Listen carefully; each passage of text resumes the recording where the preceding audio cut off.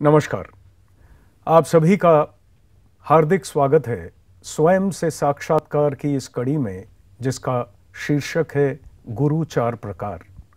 हम इस कड़ी में आलोचना करते आ रहे हैं। हमारे साथ सुदेशना चक्रवर्ती जी हैं। नमस्कार सुदेशना जी। और जिस गुरु वाणी को हम फॉलो कर रहे हैं, आइए उस वाणी को एक बार फिर दोहरा लेते हैं। सुनते हैं प्रज्ञान पुरुष श्री श्री बाबा ठाकुर को। इसीलिए गुरु का चार प्रकार डिवीजन होता है। आउटर का साथ जो परिचय करा देते वो भी आउटर का, वो है महागुरु। माँ और बाबा महागुरु है, क्योंकि माँ बाबा हमको इस स्थूल शरीर दान किया। माँ बाबा बिना कोई शरीर नहीं बनेगा, तो माँ बाबा का ऋण कभी कोई शोध नहीं सुधर सकता है, क्योंकि ये शरीर एक माँ बाबा बिना कोई नहीं बना सकता है। तो माँ बाबा हमको स्थूल शरीर दे दिया, लेकिन इसको शिक्षा देने के लिए शिक्षा गुरु भी है, तो वो है महागुरु के बाद परम गुरु। श्री श्री बाबा ठाकुर कहे, इसलिए गुरु के चार प्रकार के डिवीजन होते हैं। आउटर के साथ परिचय कराने वाले हैं महागुरु। माता और पिता हैं महागुरु, क्योंकि माता और पिता ने हमको यह स्थूल शरीर दान किया है। माता और पिता के बिना कोई शरीर नहीं बनेगा, तो माता और पिता के ऋण को कोई चुका नहीं सकता है, क्योंकि यह शरीर माता पिता के बिना कोई बना नहीं सकता है। तो माता पिता ने हमको स्थूल शरीर दे दिया, लेकिन शिक्षा देने के लिए शिक्षा गुरु हैं, तो वे हैं महागुरु। और उसके बाद आते हैं परम गुरु। शिक्षा गुरु हमको कुछ शिक्षा देते हैं। तो बहुत संक्षिप्त में बाबा ठाकुर ने परम गुरु और महागुरु, माता पिता महागुरु, परम गुरु शिक्षा गुरु, इसके बारे में कह दिया।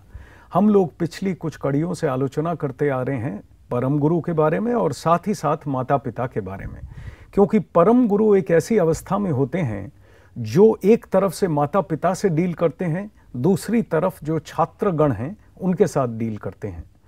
तो जो अध्यापिका हमारे साथ सुदेशना चक्रवर्ती जी मौजूद हैं, आइए उनके भी रिएक्शन लेते हैं कि उनकी जिंदगी का तजुर्बा क्या रहा, जो कि हम लेते आ रहे हैं पिछले एपिसोडों में भी। तो माता पिता का जो महत्व है उसको सामने रखना बच्चों के, और माता पिता के प्रति आदर उन लोगों का पूरा बना रहे, वो नमन करे माता पिता का, ये भी परम गुरु का एक काम हो जाता है। तो आइए सुनते हैं क्या कहती हैं सुदेशना जी। लहरी जी, ये बहुत बार देखा गया है कि जो पेरेंट्स होते हैं आजकल अपने बच्चों को ज़्यादा टाइम नहीं दे पाते हैं, क्योंकि एवरीबडी इज़ बिज़ी। उन्होंने सब एडुकेटेड हैं आज के टाइम पे, एवरीबडी वांट्स टू वर्क। तो क्या होता है कि जब वो टाइम नहीं दे पाते हैं बच्चों को, बच्चों के लिए प्रॉब्लम हो जाती है। आप एक चीज़ बता सकते हैं मुझे, जो पेरेंट्स वर्किंग होते हैं वो अपने पेरेंटहुड और वो अपने बच्चों को बेटर वे में एजुकेट कैसे कर सकते हैं? आपका इंटरैक्शन पेरेंट से होता होगा, लेकिन कम होता होगा, और बच्चों के साथ रोज होता है। तो पेरेंट से जब भी आपका इंटरैक्शन हो, तो आप उनसे 2-3 पॉइंटों की गुजारिश कर सकते हैं। वो पॉइंट ये कि आप बच्चों को जितना भी टाइम दे सकते हैं, अपने कर्म जगत, अपनी रिस्पॉन्सिबिलिटीज़ घर की पूरी करने के बाद, तो कोशिश करिएगा कि वो टाइम में आप बच्चों को डिग्रेड ना करें, कंस्ट्रक्टिव तरीके से वो टाइम का व्यवहार करें। वो टाइम 15 मिनट हो या 1 घंटा हो। एक दूसरी बात आप कर सकते हैं कि एक खाना, प्रेफरेबली रात का खाना, अगर बच्चे और माँ बाप मिलके इकट्ठे बैठ के एक ही टेबल पे खाना खाएं तो कहीं बेहतर है। और इस खाने के टाइम पे जाहिर सी बात है कुछ बातचीत होती है, हर घर में होती है, तो आपके घर में भी होती होगी जिन पेरेंट्स से आप बात कर रहे हैं। तो कहिएगा कि ये जो बातचीत है, इस बातचीत में कोशिश रहे पेरेंट्स की कि केवल बच्चों को इंस्पायर किया जाए। उस इंस्पिरेशन में माँ बाप ये कहानी भी सुना सकते हैं, कहानी के तौर पे, ये कहने के लिए नहीं कि मैंने तेरे लिए बहुत कुछ किया है, सिर्फ कहानी के तौर पे कि जब बच्चे छोटे थे किन किन घटनाओं के माध्यम से माँ बाप उनको उभार के लाए हैं, ठीक है, और ला के आज वो बच्चे सक्षम हुए हैं स्कूल जाने के लिए। कोई भी चीज, कोई भी घटना, कोई भी बातचीत जो बच्चों को इंस्पायर करे, ना कि उन बच्चों को डिग्रेड करे या माँ बाप से दूर करे। अक्सर बच्चों के अंदर एक तकलीफ देखी जाती है कि वो माँ बाप से रिलेट नहीं कर पाते हैं। जिसको हम बोलते हैं जनरेशन गैप। आप जनरेशन गैप बोल रही हैं। अब देखिए, ये जनरेशन गैप है जरूर एक तरफ से, दूसरी तरफ से अगर ये जनरेशन गैप ना हो, माँ बाप के पास कुछ साल ज्यादा का तजुर्बा अगर ना हो, तो बच्चों की परवरिश नहीं कर सकते हैं। तो बच्चों की परवरिश करने के लिए कुछ ज्यादा एक्सपीरियंस होना चाहिए।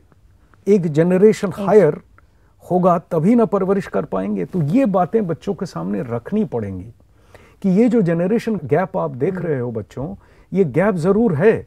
हम बहुत सारी चीजें आप लोगों की समझ नहीं पाते, लेकिन ये गैप होने का जो नेचर का नियम है, ईश्वरीय सृष्टि में जो नियम बना हुआ है, वो ये है कि ये गैप केवल इसीलिए है कि हम लोगों का जो तजुर्बा है, एक्सपीरियंस है, वो काम आता है आप लोगों की परवरिश में। हम अपना जीवन भी जैसे चलाते हैं, आप लोगों का भी चलाते हैं। मेन आइडिया क्या ख्याल रखने वाला है कि माँ बाप अगर बच्चों को इंस्पायर करें, न कि उनके साथ विरक्त होके, इरिटेटेड होके बातचीत करना, बच्चों की कोई चीज़ उनको पसंद नहीं आती उस पर ज़्यादा ध्यान देना, न बनिस्बत इसके कि बच्चों की जो स्ट्रॉन्ग पॉइंट्स हैं उस पर ध्यान देना। ऐसा भी बहुत बार मैंने एक्सपीरियंस किया है कि जब हमारे स्कूल में पीटीए मीटिंग्स होता है, पेरेंट टीचर्स मीटिंग होता है, तो जो पेरेंट्स आते हैं अक्सर अपने बच्चों के कंप्लेंट्स को ही लेके आते हैं कि मेरा बच्चा घर पे पढ़ता नहीं है, बहुत शैतानी करता है। अब बच्चा है, शैतानी करेगा, उसको हम रोक नहीं सकते हैं, बट उस शैतानी को कम किया जा सकता है, उसको पढ़ाया जा सकता है, उसको इंस्पायर किया जा सकता है, जैसा कि आप बार बार बोल रहे हैं। तो उस दौरान हम as a teacher, what else can I say to them कि instead of complaining, why not motivate, but how do I tell them? Okay. That is the problem. क्या जबान इस्तेमाल की, क्या बोलें? इस जबान पे एक छोटी सी बात याद आई, एक छोटी सी कहानी याद आई। एक भिखारी सड़क पे बैठा हुआ है। ये एक्चुअल घटना है जो घटी है, आज हम इसको कहानी के रूप में देख रहे हैं। एक भिखारी सड़क पे बैठा हुआ भिक्षा मांग रहा है, अंधा है, और उसके साथ एक कागज रखा हुआ है जिसमें लिखा है कि मैं अंधा हूं, प्लीज मेरी मदद करिए।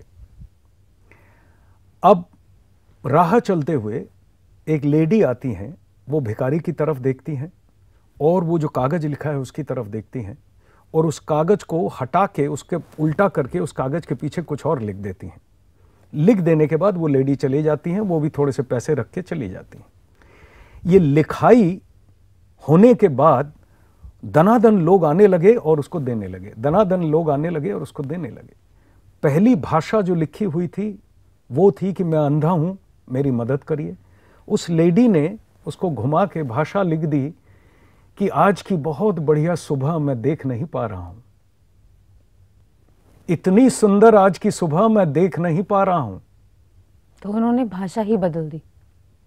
तो मेरी जो डेफिशिएंसी है, जिसको दिखा के मैं लोगों से पैसा मांग रहा हूं, उसको मैं इस हिसाब से बयान कर रहा हूं जो लोगों को समझ में आ जाए और उनकी सहानुभूति बने और मुझे जो चाहिए मुझे मिल जाए। अब पेरेंट्स के साथ की बातचीत की आप कौन सी भाषा उनके साथ इस्तेमाल करें। तो जो विद्या हम प्रज्ञान पुरुष से पाए हैं, उस विद्या के अनुसार जो हमारा आधार है, जिस पे हमारा जीवन गठित होना चाहिए, वो आधार है प्रेम, मोहब्बत, प्यार, अपनापन। ठीक है। अब पेरेंट्स अपने काम में बहुत बिजी हैं, उनके काम के प्रेशर्स भी उनके ऊपर आते हैं, बहुत टेंशन है, सारी चीज़ है। इतनी गुजारिश आप उनसे करें, छोटी सी, कहें कि जो वक्त आप बच्चों को दें उसको क्वालिटी टाइम दें। क्वालिटी टाइम का अर्थ क्या है? क्वालिटी टाइम का अर्थ है कि इस पीरियड में किसी हालत में आप बच्चे को डिग्रेड नहीं करें, बच्चे के नेगेटिव्स की ना करें, और उसको इंस्पिरेशनल स्टोरीज सुनाएं, जिसके अंदर आप एक बड़ी इंपॉर्टेंट चीज उनको सुना सकते हैं। वो क्या सुना सकते हैं? वो ये सुना सकते हैं कि तू जब छोटा था तो ना ऐसी ऐसी चीजें हुई थी, ऐसा ऐसा हुआ था, तो हमको भी बड़ी शिक्षा मिली थी, तेरे को उसमें से निकाल के जब हम लाए तो हम भी बड़े शिक्षित हुए, हमको भी पता चला कि इस सिचुएशन को कैसे हैंडल करते हैं, और तेरा भी काम हो गया। Something like that. अपनी अपनी भाषा में पेरेंट्स बच्चों से जिक्र करें कि माता पिता ने क्या किया है उनको बड़ा करने के लिए। इस ढंग से ना जिक्र करें कि मैंने तेरे लिए बहुत कुछ किया है। एक दूसरी बात, बड़े बड़े लोगों की जीवन कहानी हमें बहुत कुछ सिखाती है। मैंने आपको अभी पिछली कुछ कड़ी पहले रॉजर फेडरर की कहानी बताई थी। ऐसे बहुत कहानियां हैं। एक छोटी बात और सुना दूं इस पे। एक बहुत फेमस हॉलीवुड के एक्टर हैं, बहुत बहुत उनका नाम है, रुपया पैसा है, इज्जत है, सारी चीज है। उस एक्टर का नाम है टॉम क्रूज। शायद ही कोई बच्चा होगा जो टॉम क्रूज का नाम जिसने नहीं सुना होगा। टॉम क्रूज बचपन पे इतना पीड़ित था क्योंकि पिता का व्यवहार बिल्कुल विपरीत था। मारपीट करते थे, शराबी कबाबी थे। 11 साल की उम्र में बच्चे को छोड़ के चले गए, और उस 11 साल से टॉम क्रूज और टॉम क्रूज की मां ने जो भी कुछ करके टॉम क्रूज बड़े हुए। और देखिए सबसे बड़ी बात क्या आई उनके सामने, जब भी जो कुछ स्कूल में गए, चूंकि उनको एक रीडिंग डिसऑर्डर था, पढ़ने का डिसऑर्डर, तो बच्चे उनको छेड़ते थे। बच्चे क्या करते हैं कि किसी में कोई कमजोरी है तो उसको कैच कर लेते हैं। कैच करते हैं और उसे रब करते हैं, जैसे जले पे नमक छिड़कना बोलते हैं ना हम, तो बच्चे ये करते हैं। तो अब बच्चों की ये आदत है, बच्चों को मारना पीटना नहीं है, बच्चों को ये जो आदत है, इस आदत से कैसे निकालना है वो एक सेपरेट चैप्टर है। टॉम क्रूज की कहानी बता दें। टॉम क्रूज को डिग्रेड करते थे, उनको डाउनग्रेड करते थे, इतनी सारी तकलीफें और भी बड़ी सारी चीजें थी। अब सुनिए तीसरी चीज जो सामने आई, ये रीडिंग डिसऑर्डर की वजह से इतने बड़े एक्टर बन गए, लेकिन जो पढ़ नहीं सकता ढंग से वो कैसे एक्टर बन गया? तो उन्होंने अपने अंदर ठानी, उनको इंस्पिरेशन मिली बाहर के लोगों से, पिता तो थे नहीं, मां से और कुछ लोगों से इंस्पिरेशन मिली। उन्होंने अपने को विजुअली जो चैलेंज सिचुएशन थी उसको मेंटली मेकअप करने की कोशिश की। अर्थात जो कुछ आप देख रहे हैं वो विजुअली देखने में उनको तकलीफ है, लेकिन मेंटली एक छवि बनाने की कोशिश की। तो देखिए इंसान क्या नहीं कर सकता। वो डिसऑर्डर, इतनी तकलीफ की जिंदगी जीने के बाद उन्होंने वो करके आज वो क्या है वो दुनिया सामने जग जाहिर है। तो कोई भी बच्चा अगर कोई भी डिसऑर्डर है उसमें या कोई भी कमी है उसमें, तो उसको आप इंस्पायर करें, उसको आप डाउन ना करें। ये बात आप पेरेंट्स से कर सकते हैं छोटी छोटी कहानियां सुना के। अब मान लीजिए आपका कोई बच्चा है जो पढ़ाई लिखाई में कमजोर है। अक्सर ये बात होती है स्कूल कॉलेज में, पढ़ाई लिखाई की कमजोरी। तो पढ़ाई लिखाई की कमजोरी वाले बच्चे जो जिंदगी में तरक्की करके खड़े हो गए, पढ़ाई लिखाई में इतने कामयाब नहीं हुए, लेकिन अपनी जिंदगी को वो सुदृढ़ बना सके और बना के खड़े हो गए अपने पांव में और सुचारू रूप से जीवन जी रहे हैं, उनकी कहानियां उनके सामने रखिए। तो अगर आपने 10 मिनट का समय दिया खाने के टेबल पे बच्चों के साथ, वो 10 मिनट क्वालिटी टाइम ऐसे बनता है कि बच्चे को आप इंस्पायर कर दें, भले ही 11वां मिनट ना दें। एक और तीसरी बात, उसको इग्नोर ना करें। तो ये छोटी छोटी बातें आप अगर उनसे गुजारिश करेंगी तो मेरे ख्याल से मान लेंगे। उनसे अगर आप कहेंगे ज्यादा समय दीजिए तो नहीं देंगे, नहीं। क्योंकि उनके पास है नहीं। ज्यादा तवज्जो दीजिए, नहीं देंगे। इतना आप कह सकती हैं कि जितना समय आप देते हैं उस समय को क्वालिटी टाइम दीजिए, और क्वालिटी कैसे दीजिए ये आप बता सकते हैं। इन्हीं बातों के बीच में एक छोटी सी बात और छोड़ दीजिएगा, और हर मुलाकात में छोड़िएगा। क्या कि एक अपनापन होता है ना, हम सबका एक अपनापन इस जगत में मौजूद है। ये सृष्टि है। परमात्मा परमेश्वर वाली बात की 2 लाइनें बोल दीजिए। असलियत में आप बच्चे को बच्चा देख रहे हैं, वो एक नाटक रोल में वो बच्चे का रोल अदा कर रहा है, आप पिता का रोल अदा कर रहे हैं। असलियत जो है वो तो वही ब्रह्म आत्मा है जो हम सब हैं। एक एक 2-2 4-4 लाइनें करके छोड़िएगा, नहीं तो वो कहेंगे अरे बाबा ये सब हमारा काम नहीं है। समझ रही हैं आप? तो आपका जो अपना अध्याय है, जो अध्याय आप खुद पाठ करती हैं, स्वाध्याय करती हैं, वो अध्याय भी हो गया, आपको भी याद आ गया अपने आत्मस्वरूप का, और उनके सामने भी आपने, बहुतों के सामने ऐसा होगा कि आपने एक नई बात कही, उन्होंने कभी सुनी नहीं होगी। आप एक बार कहेंगी, अगली मीटिंग में फिर से कहेंगी। हाँ, तो आप, जरूरी नहीं है कि पेरेंट्स टीचर मीटिंग हो तभी पेरेंट्स से बात करें। खास करके जिन बच्चों के साथ तकलीफ है, अगर 4-6 बच्चे हैं क्लास में जिनके साथ आपको प्रॉब्लम आ रही है, खास करके उनके माता पिता से कोशिश करिए थोड़ी सी ज्यादा मीटिंग्स हो जाए। और ये जो ज्ञान देने वाली बात है ना, उनको ऐसा ना लगे कि आप ज्ञान दें। हाँ, हालांकि ये परम ज्ञान की बात है, लेकिन लोग चूंकि ले नहीं पाते, और आपकी इच्छा क्या है कि लोग लें और अपने जीवन में भी खुश हों और बच्चे का जीवन भी खुश हो, और बच्चे को खुश देख के आपको भी खुशी मिलेगी।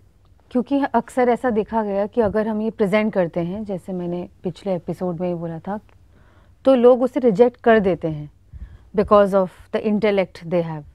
तो मैं उसको ऐसे प्रेजेंट नहीं करूँगी कि वो लेना ना लेना उनके ऊपर है, बट मैं ऐसे प्रेजेंट करूँगी कि उनको थोड़ी बहुत ये बात समझ आए और वो इस चीज़ को कम्प्लीटली रिजेक्ट भी ना करें।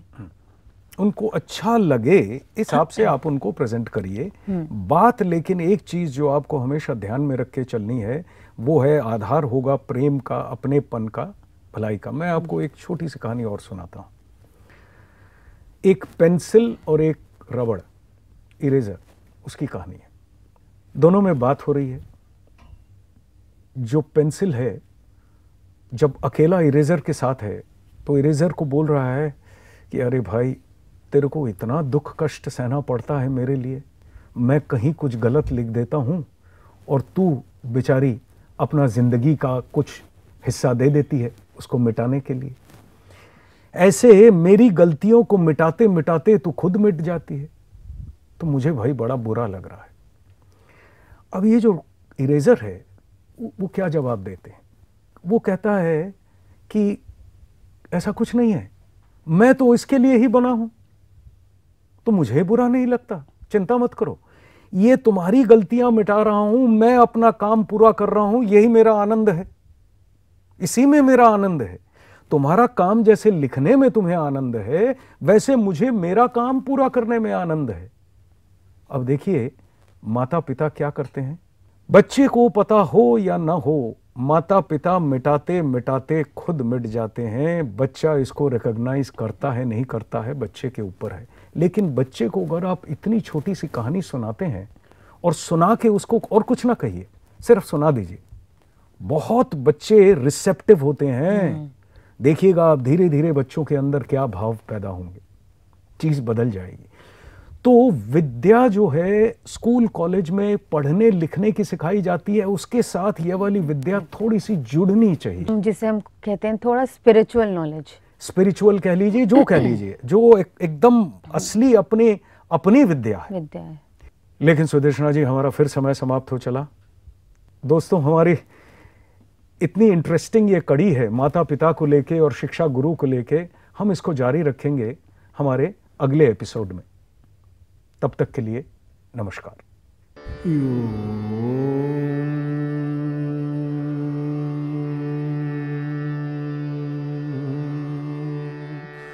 शिव राम कृष्ण काली काली कृष्ण राम शिव शिव राम कृष्ण काली काली कृष्ण राम शिव शिव राम कृष्ण काली काली कृष्ण शिव राम शिव राम कृष्ण काली काली कृष्ण राम शिव।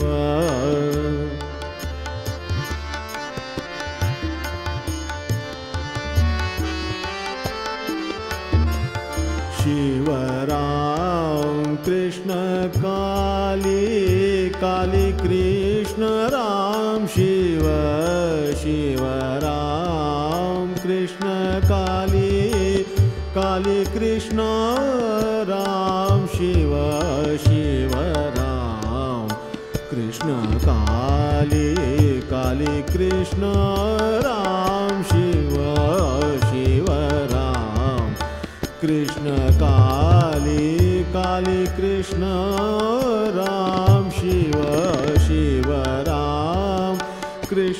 काली काली कृष्ण राम शिव शिव राम कृष्ण काली काली कृष्ण राम शिव शिव राम कृष्ण काली काली कृष्ण राम शिव शिव राम कृष्ण काली काली कृष्ण राम शिव शिव राम कृष्ण काली काली कृष्ण राम शिव शिव राम कृष्ण काली काली कृष्ण राम शिव शिव राम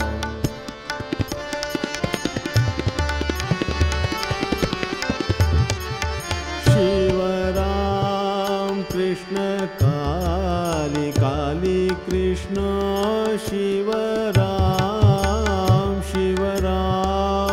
कृष्ण काली काली कृष्ण राम शिव शिव राम कृष्ण काली काली कृष्ण राम शिव शिव राम कृष्ण काली काली कृष्ण राम शिव शिव राम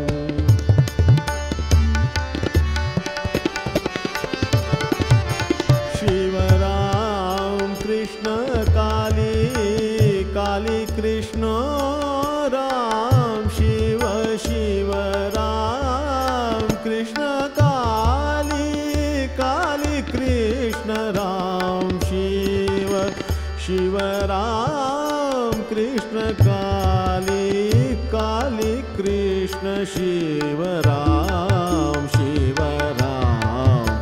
कृष्ण काली कृष्ण काली राम शिव शिव राम कृष्ण काली काली कृष्ण राम शिव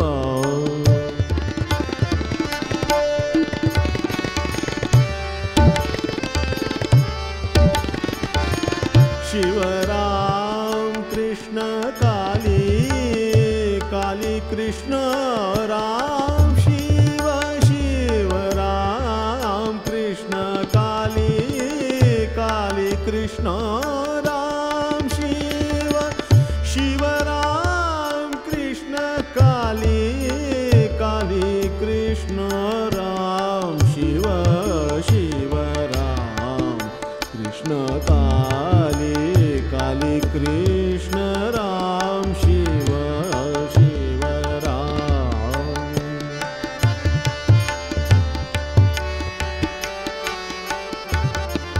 शिव राम कृष्ण काली काली कृष्ण राम शिव शिव राम कृष्ण काली काली कृष्ण राम शिव शिव राम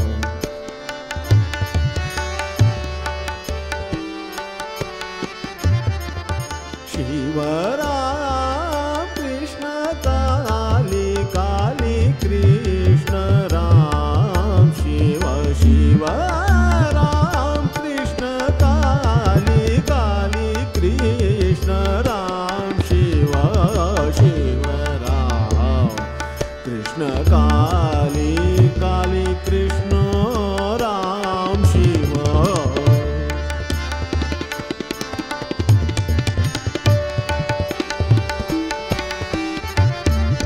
शिव राम कृष्ण काली काली कृष्ण राम शिव शिव राम कृष्ण काली काली कृष्ण राम शिव शिव राम कृष्ण काली शिव राम कृष्ण काली काली कृष्ण राम शिव शिव राम कृष्ण काली काली कृष्ण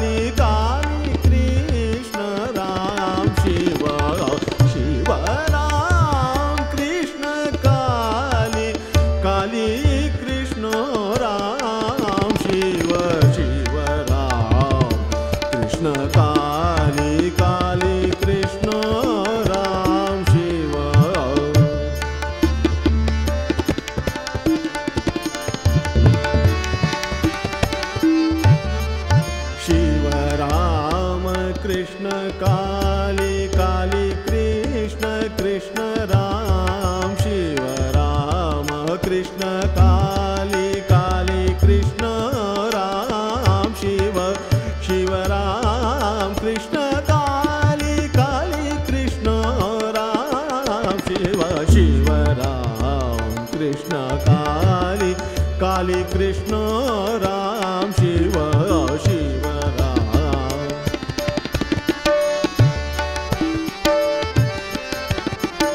शिव राम कृष्ण काली काली कृष्ण राम शिव शिव राम कृष्ण काली काली कृष्ण राम शिव शिव राम कृष्ण काली काली कृष्ण राम शिव शिव राम कृष्ण काली काली कृष्ण राम शिव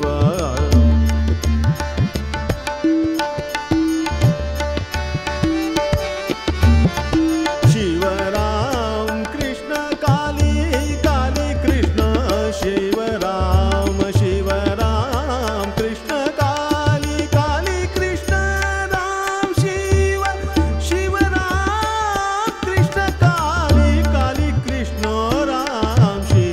शिव राम कृष्ण काली काली कृष्ण राम शिव शिव राम कृष्ण काली काली कृष्ण राम शिव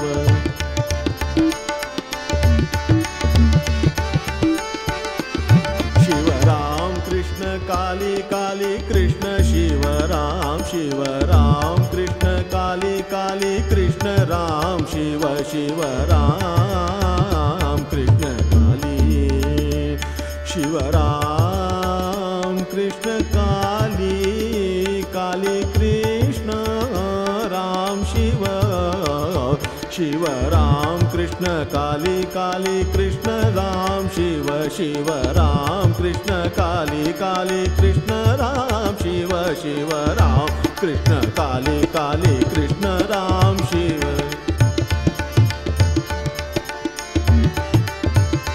शिव राम कृष्ण काली काली कृष्ण राम शिव शिव राम कृष्ण काली काली कृष्ण राम शिव शिव राम कृष्ण काली काली कृष्ण राम शिव शिव राम कृष्ण काली काली कृष्ण राम शिव शिव राम कृष्ण काली काली कृष्ण राम शिव शिव राम कृष्ण काली काली कृष्ण राम शिव शिव राम कृष्ण काली काली कृष्ण राम शिव शिव राम